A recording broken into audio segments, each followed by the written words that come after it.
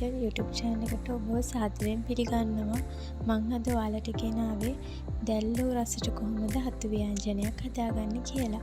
අපි එනවා වීඩියෝ එකට ගිහලා බලමු කොහොමද හදන්නේ කියලා. මුලින්ම අපි හතු ටික පොඩියට කඩාගෙන ඉමු.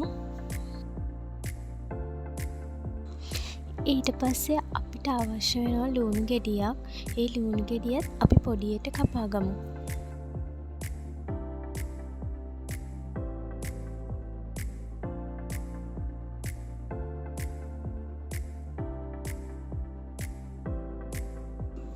තව අපිට අවශ්‍ය වෙනවා තක්කාලි ගෙඩියක්.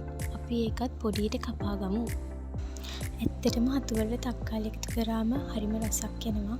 ඔයාලටත් අනිවාර්යයෙන්ම ගෙදර තක්කාලි තියනවා නම් එකතු කරගන්න. හරිම රසයි.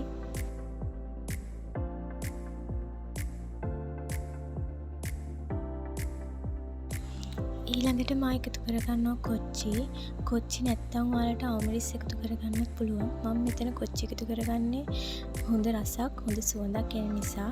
ඔයාලට කොච්චි සැර අණු එකතු කරගන්න පුළුවන්.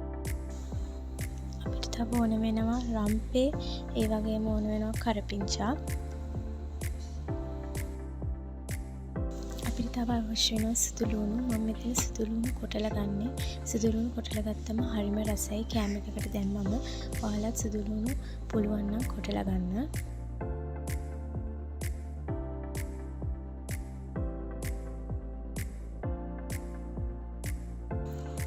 තීරු කඩාගත්ත හතු හොදලා වතුර පෙරුණාට පස්සේ අපිට පුළුවන් 3-5 කුඩු ස්වල්පයක් එකතු කරගන්න. මම මේ එකතු කරගන්න හැම කුළුබඩු වර්ගයක්ම ඔයාලා ගන්න හතු ප්‍රමාණයත් එක්ක වෙනස් කරගන්න පුළුවන්. ඒ වගේම අපිට ඊළඟට ඕන වෙනවා මිරිස් කුඩු ටිකක්. අපි හතුවකට මිරිස් කුඩු ටිකක් එකතු කරගමු. ඊට පස්සේ අපි එකතු කරගමු බැඳපු 3-5 කුඩු ටිකක්. ඇත්තටම බැඳපු 3-5 කුඩු එකතු කරගන්න එකෙන් අපිට හොඳ රසක්, හොඳ සුවඳක්, හොඳ පාටක් ගන්න පුළුවන්. අපිට පුළුවන් ඊට පස්සේ ලුණු කුඩු ටිකක් එකතු කරලා මේ හැමදේම හොඳින් මික්ස් කරගන්න. හොඳින් කලවම් කරගන්න හතු වල ගෑවෙන විදිහට කුළුබඩු සේරම. ඒ අතරතුර අපිට පුළුවන් තාච්චියක් ලිපේ තියලා පොල් තෙල් ටිකක් දාගන්න. පොල් තෙල් රත් වුණාට පස්සේ අපිට පුළුවන් අප ටිකක් ඒ වගේම උණුහල් ටිකක් දාගන්න. ඊට පස්සේ අපි පොඩියට කපාගත් ලුණු තෙලට දාගමු. ලුණු හොඳින් තෙලේ වැදෙන්න දෙන්න.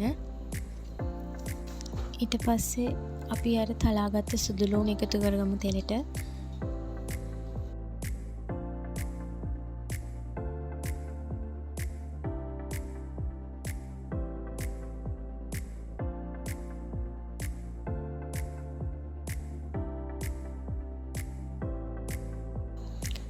ලුණු සුදු ලුණු හොඳින් තෙලේ බෙද ගන්න. ඒ අතරතුර මම කොච්චි එකතු කරගන්නවා.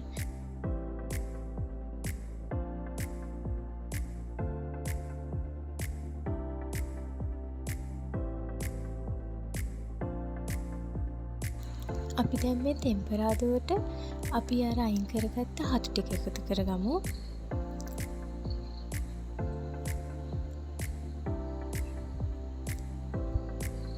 මේ ටෙම්පරාදුවත් එක්ක හතු ටික අපි හොඳින් කලවම් කරගන්න ඕනේ. ටෙම්පරාදුව හොඳට මිශ්‍ර වෙන විදියට හතුත් එක්ක හොඳින් කලවම් කරගන්න.